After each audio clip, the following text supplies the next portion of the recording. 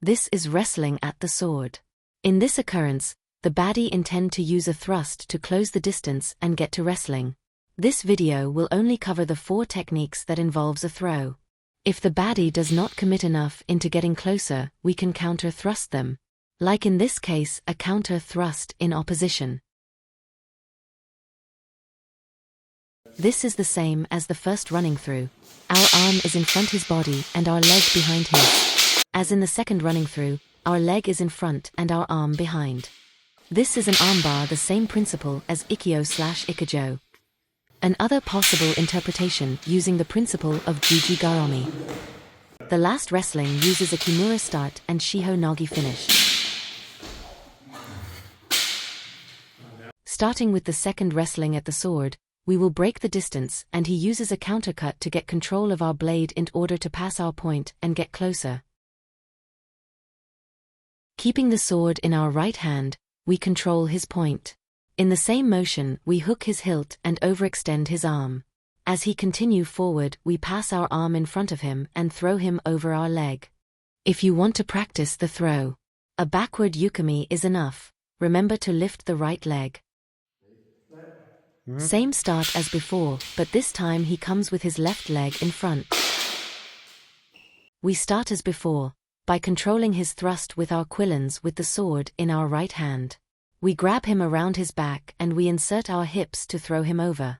Hooking his hilt and the arm bar are not in the manual, but they do help, especially if the attack was lacking enthusiasm.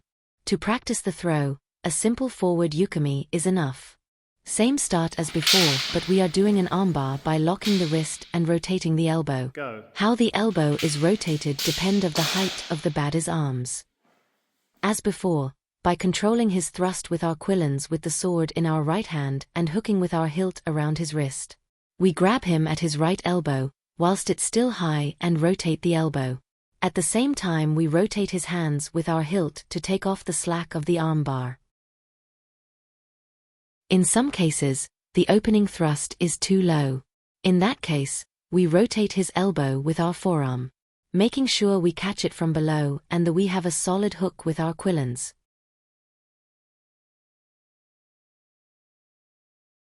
Another interpretation can be to grab the elbow from below and around, using juji garomi. The usual start, but this time are using the hooking of his wrists with our hilt to cross his arms. We lift his arms as we wrap our right arm around his elbows. We then can insert our hips and throw him over. The last technique is an arm lock-based throw.